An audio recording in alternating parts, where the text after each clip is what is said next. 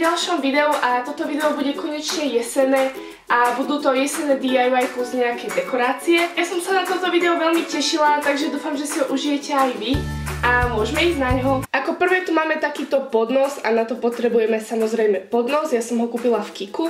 Potom nejaké vytlačené texty alebo obrázky a ak chcete konkrétne tento, tak vám ho dám dole do infoboxu. Grafický skalpel alebo nožnice, nejaké farby, ja som použila oranžovú, červenú a čiernu, štece a čiernu fixku. A začala som tým, že som si ten nápis a obrázky vyrezala zvnútra a potom som to teda nafarbila čiernou temperkou.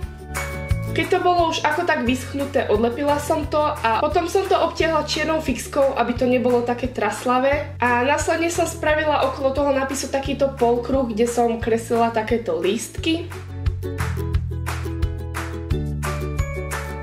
No a potom som si zobrala zvyšné dva obrázky a zalepila som to lepiacou páskou, aby sa to nehýbalo. A takisto som to vyfarbila len oranžovou a červenou. Po chvíľke som to odlepila a takisto som to obtiahla čiernou fixkou.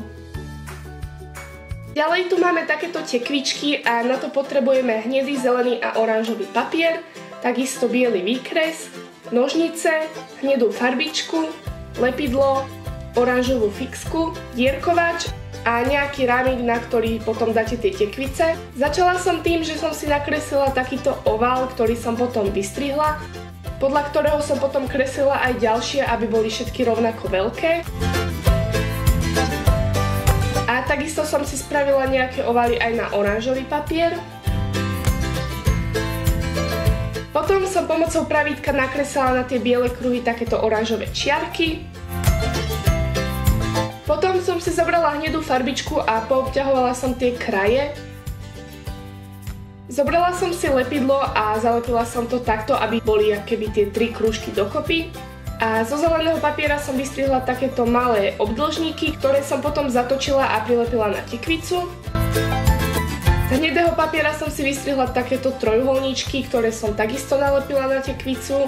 A potom som si zobrala dierkovač, aby som tam spravila dierky, ponavliekala na biely špagát a následne už len zalepila na rámik. Na túto sviečku v tekvici potrebujeme tekvicu, obyčajnú bielu sviečku a nožnice. A ako prvé som spravila to, že som si odrezala vrch tekvice a ide to trochu ťažšie, takže treba mať na to dosť sily. Následne som ju vydlabala, aby tam nezostali žiadne zrniečka. Zo sviečky som vytiahla knot a potom som tú sviečku roztopila.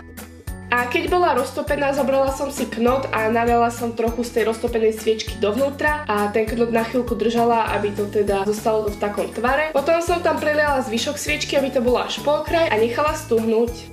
Toto nie je ani tak veľmi DIY, ale je to skôr taká dekorácia. A na to som si zobrala takýto zavaraninový pohár, o ktorý som priviazala umelý list. A teda dopredu som tam spravila mašľu.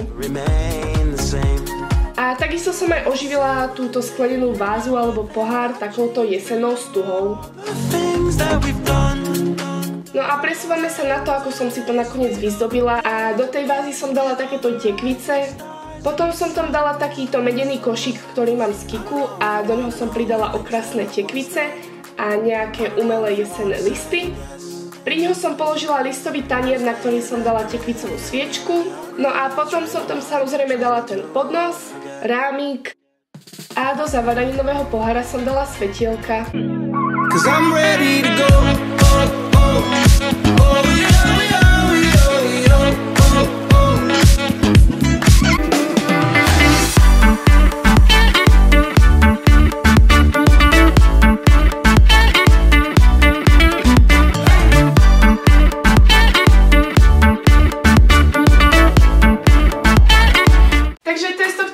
Všetko, ja dúfam, že sa vám páčilo, ak áno, tak budem veľmi rada, ak mi zanecháte like alebo komentár a vidíme sa pri ďalšom videu.